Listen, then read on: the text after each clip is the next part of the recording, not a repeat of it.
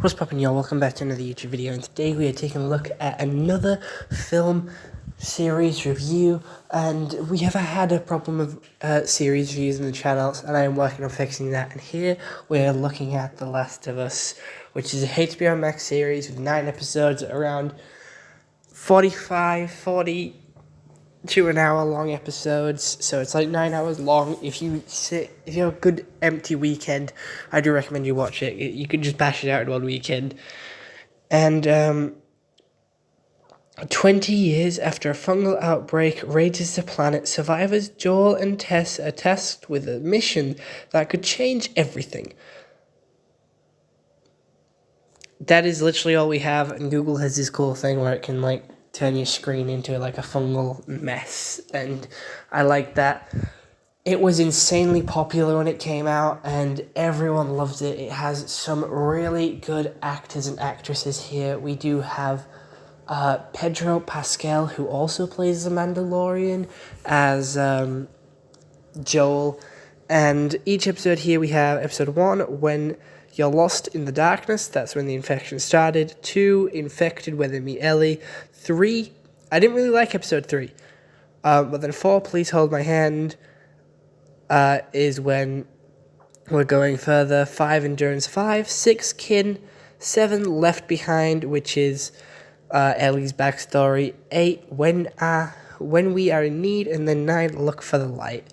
So 9 is when it ends, when Joel saves Ellie and breaks out of the sort of hospital that they're in. And 8 is just Joel pretty much dying for most of the episode. And it was just Ellie on a mission to save Joel. Honestly, it's a really good series. The CGI is absolutely amazing. With the backdrops and the dystopian world. I know some of the sets are real, but like the backdrops, which is like the biggest buildings in the distance, where it's all crumbling, they've got fungus and like plant life growing on it. It just looks insane. They have really good world building as well. Like first getting introduced to the character of Joel, getting like connected with him, seeing his daughter and having his daughter die within like the first episode, like the first half of the episode, sort of shows how life has changed, because the first episode has that contrast of how life used to be, which is what we're living in now, and then how life changes when this fungal infection happens. And it also gives you an interview which seems really real. I don't like how real it sounds in the interview to start with, but it's like good foreshadowing with the intro, as it starts off with an interview with a scientist telling you like this fungal infection can be passed through like foods and stuff like that. And you eat fungus that grows and multiplies and survives in hotter and hotter climates because of global warming. They did change a couple of things here from the game, but other than that, it follows the game pretty well. We even have the giraffe at the end, which is a real giraffe. It wasn't CGI. They actually brought in a giraffe and had it in there as they were filming, which is actually they got a whole ass giraffe in for this series. Everyone is memeing this series because it's another Pedro Pascal show where he adopts a child and takes them on an adventure across a dystopian planet. Basically the Mandalorian plotline as well. Again, Mando finds a baby, takes him across dystopian lands of alien planets of strange, unseen territory. But this series has a good way of building tension. It's got good memeability. There is a lot of good meme parts. Some of the comedy doesn't stick. Like, I was just watching it, and I was just being like, okay, that joke didn't land with me. I didn't find that funny. But that's what some of Ellie's jokes were supposed to be.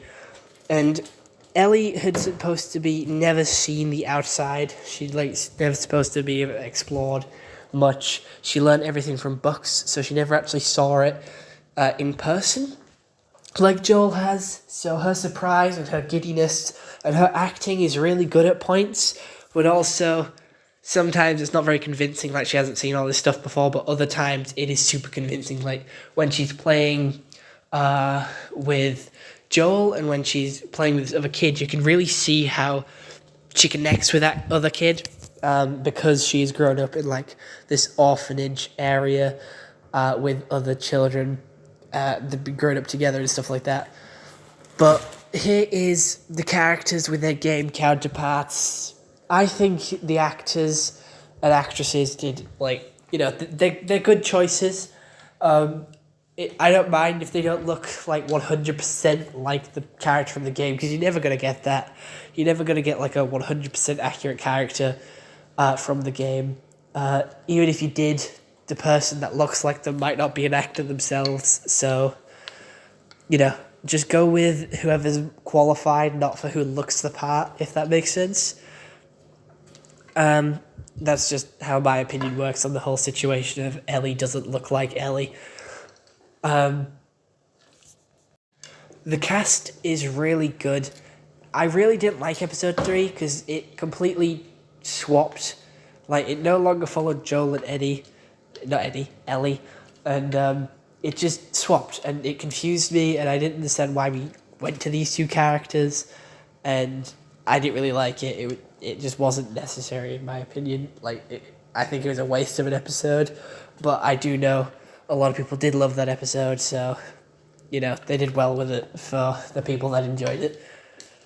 The clickers were not CGI. They were completely cosmetic. They were all made, all the masking and all the sort of fungal infection that comes off the faces was all real. It was all there. It was all on that person's face. And the people actually made those noises, that were running around as the clickers. They were making those noises themselves. And just the acting would... For the clickers, the acting is so good as well, because they're real people. They're fully dressed up as that, and they fully commit to the part. And I just love it. They fully commit, and they fully go for it. And it's just perfect. Some of the scenes were quite boring. We have some of them where it's just like Joel and Ellie walking, talking, and some of that, could have been cut out, in my opinion. They didn't need all the walking and talking scenes. But it does do a really good job of building suspense and tension with the music that comes in when there's danger, there's a lot of gunfire, there is different factions that they had to go against.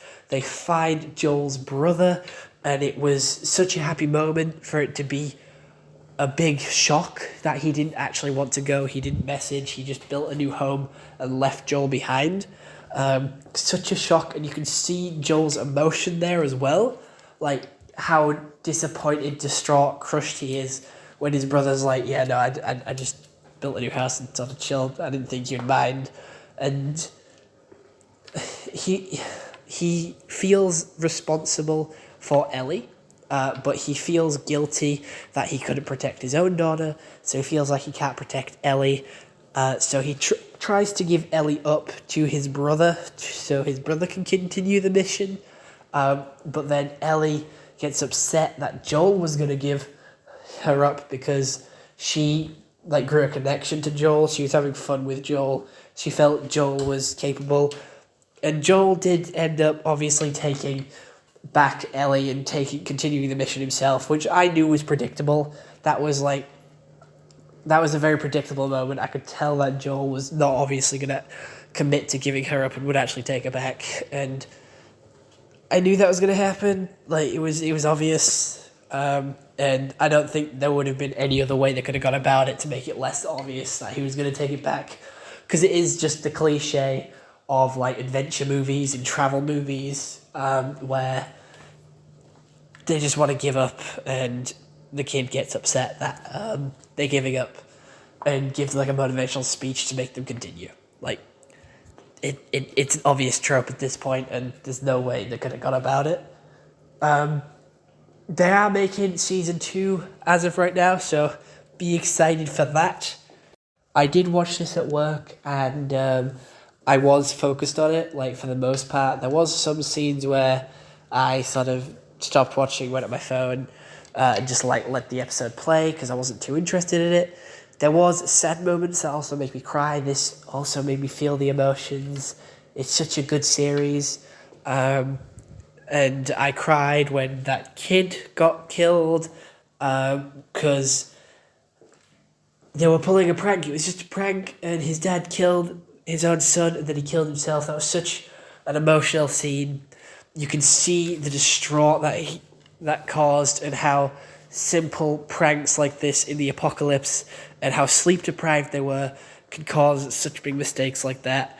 And I just felt so awful, so bad. It was like a shocker moment. I was like, my jaw dropped at that scene, and I was really rooting for those two. Like, his son was deaf, and it was him and his dad, and they got so far. I was rooting for them, and then that happened, and it was just such a shock, and I actually did shed a few tears. There was this storyline with another faction that was in this city, which I wasn't too interested in. It kept cutting back and forth from them to Joel, and it was just how she was treating her people awfully, and I didn't really enjoy those scenes until it made the connection back to Joel when he was dying. Like, I understood how it all connected back together, but those scenes quite bored me. I didn't really care for those characters, so I sort of ended up going to my phone a little bit there. But honestly, it's such a good series, and I love it. I'm going to give it a pretty big 7 out of 10. I know that's a shock to you guys because of how much I praised it, but honestly, episode 3, the other factions and just some of the boring walks bring it down quite a bit, in my opinion. I still think it's a good series. I did make Joel in Lego, so definitely go check out that video as well, which is also on the channel. But I thought episode 3 was a waste of an episode, and the other faction scenes, although, I just didn't think they were interesting. However, the emotions did go, especially in the Ellie's backstory scene with that other girl, which got turned into a clicker. But Ellie didn't. You can just see how upset and distraught they are. It's just a lot of upset and distraught. There isn't much happy times, except when they're walking, when they're telling jokes. They're trying to make light of a bad situation, and I get it.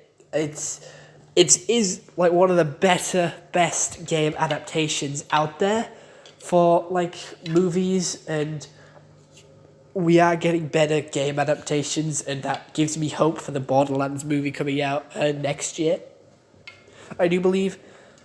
But we've had Mario, we've had, Last of Us, which have been really good game adaptations compared to the really shitty Mortal Kombat movie which came out last year, or a couple of years ago, depending. I don't remember when it actually came out. But I'm just so happy that we're getting better game adaptations, and this is paving the way for it.